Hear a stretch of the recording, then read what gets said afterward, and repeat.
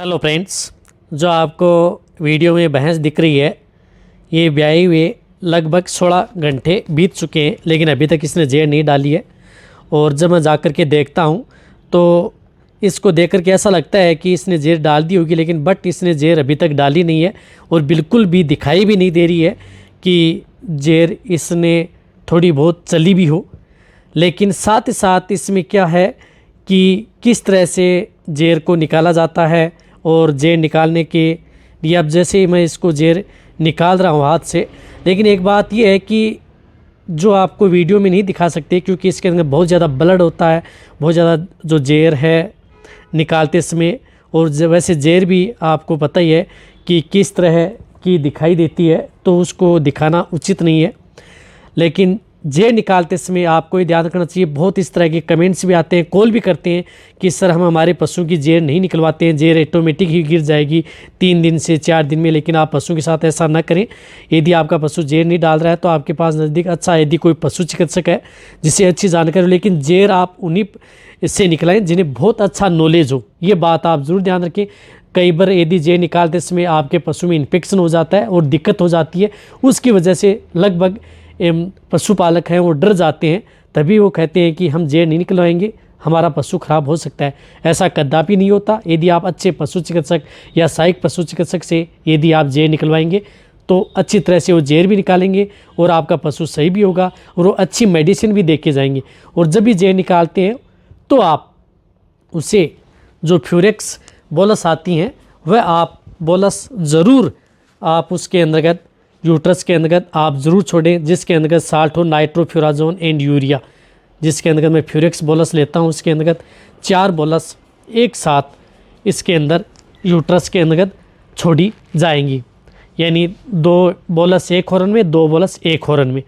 तो इस तरह से आप ये बोलस ज़रूर छोड़ें ताकि किसी भी तरह का कोई भी इन्फेक्शन न फैले। इस बात का भी आपको ज़रूर ध्यान रखना है जब भी यदि आप जेर निकालते हैं तो।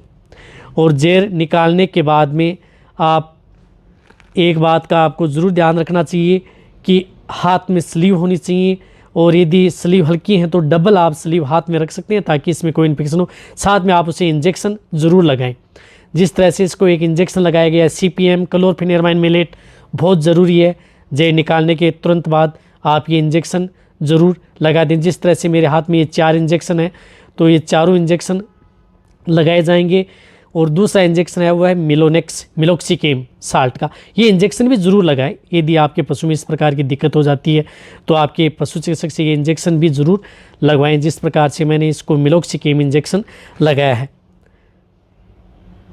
और जहाँ पर भी यदि आप इंजेक्शन लगाते हैं तो वहाँ पर थोड़ा सा आप उसे हल्के हाथ से मसाज ज़रूर कर दें ताकि उसमें किसी भी तरह की कोई स्वेलिंग ना हो।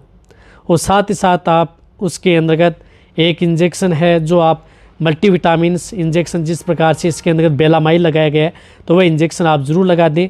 10 ml इंट्रामस्कुलर, 5 से 10 ml इंट्रामस्कुलर बेलामाइल। और साथ साथ आपको जो ऑक्सीटेट्रासाइक्लिन इंजेक्शन लगाया गया है, इसमें एंटीबायोटिक ली गई है मैंने, ब्रॉड स्पेक्ट्रम, बहुत अच्छा रिजल्ट मिलता है। तो इसमें ऑक्सीटेट्रासाइक्लिन 20 ml ज़रूर इंट्रामस्कुलर ज़रूर लगा दें, क्योंकि ये लास्ट में इंजेक्शन लगे, क्योंकि इससे आपके पशु में जलन ज़रूर होती है। लेकिन यदि कोई जेर निकालता है तो ऑक्सीटेट्रासाइक्लिन या पेनिसिलिन ग्रुप की एंटीबायोटिक इंजेक्शन ज़रूर उस पशु को लगा दें। इस बात का आपको ज़रूर ध्यान रखना है। रही बात जो ये भैंस है, साथ साथ इसको जब देखा है, हर एक बात और ध्यान रखना आपको। जिस प्रकार से मैं एम्प्यूल तोड़ रहा हूँ, ये TT की वैक्सीन है, टिटनस का टीका आप साथ में ज़रूर लगाएं जब यदि आप अपने पशुओं की डिलीवरी या जेर निकलाते हैं। जिस प्रकार से एम्प्यूल हैं तो इस तरह से आप एम्प्यूल तोड़ करके आप उस पशु को ज़रूर लगाएं।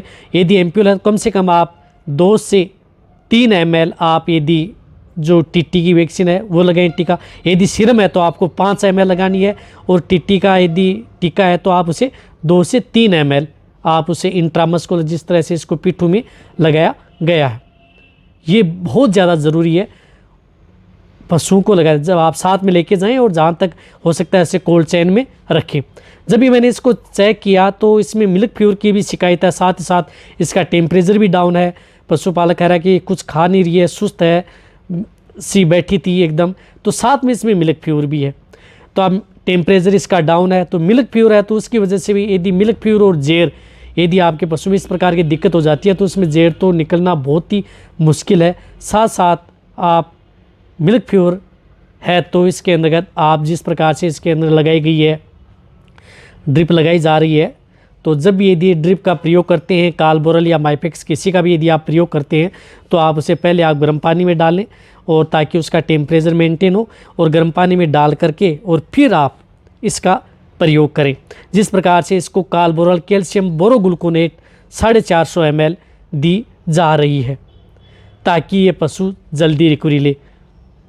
और चढ़ाना भी कैसे है, जैसे यदि आपको दिख रहा है इस विधि से चढ़ाना है, ये भी थोड़ी तेज़ है, लेकिन इससे भी आप यदि आपको जिस में है तो आप धीरे धीरे चढ़ाएं, बूंद बूंद गिरे, समय लगे लेकिन पशु का अच्छा ट्रीटमेंट करें ताकि आपको पशु में अच्छा रिजल्ट देखने को मिले। तो ये खाना पीना भी बंद कर दिया था। वैसे ये चौथे पाँचवें ब्यावत की भैंस है और अच्छे दूध देने वाली भैंस है, तो इसमें तो कैल्शियम डेफिशिएंसी होनी थी क्योंकि वैसे भी ये जेर नहीं डाली थी, और साथ साथ जो इसका जो दूध था उस ने काफ ने पी भी लिया था, तो उसकी वजह से भी हो सकता है, या अदर और भी चीज़ भी हो सकती है, या ब्लड के अंतर्गत कैल्शियम मैग्नीशियम की डिफिशिएंसी हो जाए, उसकी वजह से भी आपके पशु में इस प्रकार की दिक्कत हो जाती है। और कैल्शियम की कमी की वजह से भी आपका पशु जेर नहीं डाल पाता है। इस बात का मतलब इसमें दोनों है, जेर इसलिए नहीं डाली होगी, कैल्शियम की डिफिशिएंसी है तभी इसने जेर नहीं डाली, तो ये दोनों है। तो जेर का भी आप साथ में ट्रीटमेंट करें यदि आपको इस तरह की दिक्कत है। और यदि ये पशु में यदि जेर नहीं डालता है तो जेर निकालने के बाद में भी आप उन पशुओं को टेम्परेचर जरूर नोट करें। यदि टेम्परेचर कम है 101 पॉइंट या 100 के लगभग है तो आप उसे कालबोरल की बोतल या कैल्शियम बोरोग्लूकोनेट है वह आप उस जो पशु है चाहे वो गाय हो या भैंस हो उसको चढ़ा करके ज़रूर आएँ। इस बात का आपको ज़रूर ध्यान रखना है। एक और बताना चाहता हूँ कि जब भी यदि आप अपने पशुओं की जेर निकालते हैं, जेर से बहुत से पशुपालक हैं वो डर भी जाते हैं। एक बात तो बताना चाहता हूँ कि जेर निकालने से पशु खराब हो जाता है, दिक्कत हो जाती है, उसमें पशु हमारा ठहर नहीं पाता है, बार बार रिपीट होता है, हीट में आता रहता है, कई बार हम इंजेक्शन लगा लेते हैं। तो एक ये कमी रहती है कि उसका प्रॉपर यदि आप ट्रीटमेंट नहीं करवाएंगे जेर का, यदि आपके पास और अच्छा यदि पशु चिकित्सक या सहायक पशु चिकित्सक होगा जो पूरी जेर निकालेगा, साथ में उसमें अच्छी एंटीबायोटिक और जो बोलस छोड़ करके जाएगा और सही विधि से यदि जेर निकालेगा तो आपके पशु में कभी भी किसी भी पशु में जेर निकालने के बाद में कोई दिक्कत नहीं होगी। पशु आसानी से खाएगा पिएगा भी, सही समय पर हीट में भी आएगा, कोई भी दिक्कत नहीं होगी। मैं तो जब भी केस देखता हूँ जेर निकालते हैं, न जाने कितने पशु की जेर निकालते हैं, लेकिन पशु में कभी भी इस तरह की कोई भी दिक्कत देखने को नहीं मिलती है कि पशुपालक कहे कि जेर निकाली है और उसके बाद में हमारा पशु बार बार रिपीट हुआ है, ऐसा बिल्कुल भी नहीं होता। तो आप पशुपालक जो ये वीडियो देख रहे हैं तो इस बात का ध्यान रखें, जो वेटरनरी स्टूडेंट देख रहे हैं तो वो इस बात का ध्यान रखें कि ट्रीटमेंट करें, अच्छा ट्रीटमेंट करें, समय लगे लेकिन पशुपालक को संतुष्ट करके आए ताकि वो खुशी रहे और खुश भी रहे। इस बात का आपको ज़रूर ध्यान रखना है ताकि पशुओं में कोई भी दिक्कत ना हो। समय ज़रूर, और साथ साथ यदि आपको जिस प्रकार से मिल्क प्योर है जेर नहीं डाली है तो साथ में आपको इसको लिख के आनी है। जो कैल्शियम जेल आती हैं वह आप उसे लगातार 2 दिन जेल डलाएं। साथ साथ उसको जिस प्रकार से टॉनिक आते हैं, यूटेराइन टॉनिक आते हैं, जिस प्रकार से एग्जापार है वह भी आप उस पशु को ज़रूर दिलाएं। 100 ml कहें कि ये दिलाएं, लगातार 10 दिन आप उसे दे सकते हैं ताकि उसमें किसी भी तरह की, ताकि उसकी वेजाइनल ड्रेसिंग भी साथ में हो जाए। ये करें ताकि पशु भी खुश, पशुपालक भी खुश रहे।